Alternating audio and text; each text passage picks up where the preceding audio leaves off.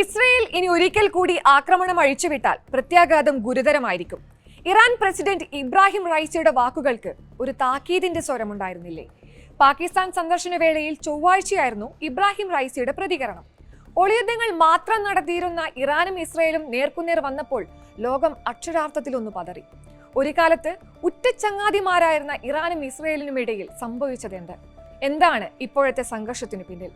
Middle ഈസ്റ്റിലെ സംഘർഷം യുദ്ധത്തിലേക്കും പരിശോധിക്കാം.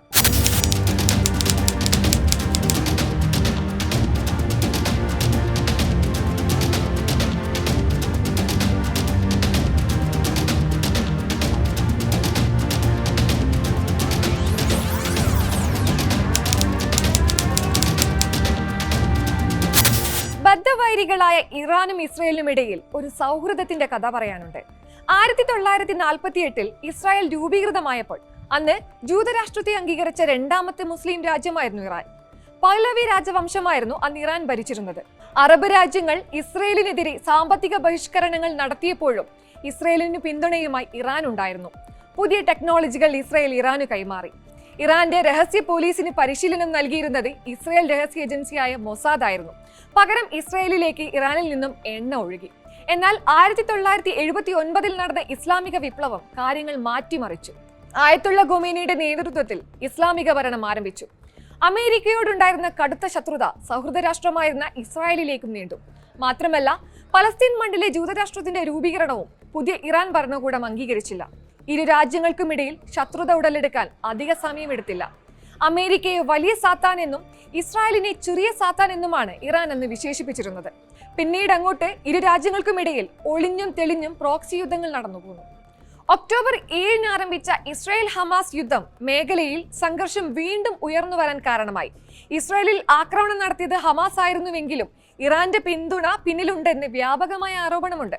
കൂടാതെ ഇസ്രായേലിനു നേരെയുള്ള ഹൂത്തി ഹിസ്ബുള്ള സായുധ സേനയുടെ അറ്റാക്കുകളും മേഖലയെ കൂടുതൽ സംഘർഷഭരിതമാക്കി. നിലവിൽ ഇരു രാജ്യങ്ങൾക്കുമിടയിലുള്ള യുദ്ധഭീതി ഉയർന്നു വരുന്നത് ഏപ്രിൽ 1 ഇസ്രായേലിന്റെ വ്യോമാക്രമണത്തിനു പിന്നാലെ. സിറിയയിലെ ഡമാസ്കസിലെ ഇറാനിയൻ കോൺസുലേറ്റിനു നേരെ ഇസ്രായേൽ നടത്തിയ വ്യോമാക്രമണത്തിൽ 13 പേരാണ് കൊല്ലപ്പെട്ടത്. കൊല്ലപ്പെട്ടവരിൽ ഇറാനിയൻ ഗുഡ് സേനയുടെ മുതിർന്ന നേതാവായ ജനറൽ മുഹമ്മദ് റെസ സഹേദിയും ഉണ്ടായിരുന്നു.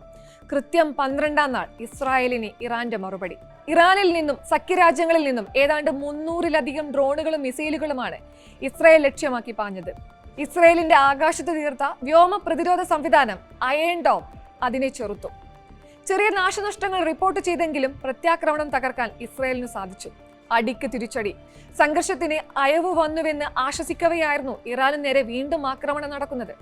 ഏപ്രിൽ 14 ഇറാനിലെ സൈനിക കേന്ദ്രമടക്കം സ്ഥിതി ചെയ്യുന്ന ഇസ്ഫഹാൻ നഗരത്തിലാണ് മിസൈൽ ആക്രമണം ഉണ്ടായത്. അതും ഇറാന്റെ പരമോന്നത നേതാവ് ആയത്തുള്ള അലി ഖൊമേനിയുടെ 85-ാം ജന്മദിനത്തിൽ. ഇറാന്റെ ഇസ്രായേൽ ആക്രമണത്തിന് മറുപടി നൽകുമെന്ന് രാജ്യം പറഞ്ഞിരുന്നു. ഇറാന്റെ സുപ്രധാനമായ വ്യോമതാവളം ഉൾപ്പെടെ സ്ഥിതി ചെയ്യുന്ന പ്രദേശമാണ് ഇസ്ഫഹാൻ. കൂടാതെ ഇറാനിയൻ ആണവ സൈറ്റുകളും ഈ പ്രദേശത്തുണ്ട്. നാശനഷ്ടങ്ങളൊന്നും റിപ്പോർട്ട് ചെയ്തിട്ടില്ലെന്ന് ഇറാന്റെ സ്റ്റേറ്റ് മീഡിയ പറഞ്ഞു. ഇസ്രയേലാണ് ഇതിന് പിന്നിലെന്ന് ആരോപണമുണ്ട്. ഇസ്രയേൽ വിഷയത്തിൽ ഇതുവരെ പ്രതികരിച്ചിട്ടില്ല. മിഡിൽ ഈസ്റ്റിൽ സ്ഥിതിഗതികൾ സംഘർഷഭരിതമായി തുടരുന്നു. ഗാസയിലും വെസ്റ്റ് ബാങ്കിലും 6 മാസത്തിലേറെയായി ഇസ്രയേൽ പലസ്തീൻ സംഘർഷം രൂക്ഷമാണ്. ഇരുപക്ഷത്തെയും സംഘർഷം ഒഴിവാക്കി സമാധാനം തേടാനുള്ള അന്താരാഷ്ട്ര സമൂഹത്തിന്റെ ശ്രമങ്ങൾ ഇതുവരെ ഫലം കണ്ടില്ല. ഇസ്രായേൽ ഇറാൻ സംഘർഷം തൽക്കാലം സമാധാനത്തിലേക്ക് നീങ്ങിയിരിക്കുന്നു. എന്നിരുന്നാലും ഇസ്രായേലിലേക്ക് ഇറാൻ ആക്രമണം നടത്തിയേക്കാമെന്ന ആശങ്കയും നിലവിലുണ്ട്. ഇരു രാജ്യങ്ങൾക്കുമിടയിൽ സമാധാനം പുനഃസ്ഥാപിക്കണമെന്ന് ലോകരാജ്യങ്ങൾ ആവശ്യപ്പെട്ടു.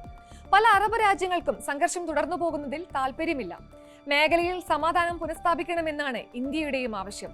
ഇരു രാജ്യങ്ങളുമായി നല്ല ബന്ധം ഇന്ത്യക്കുണ്ട്.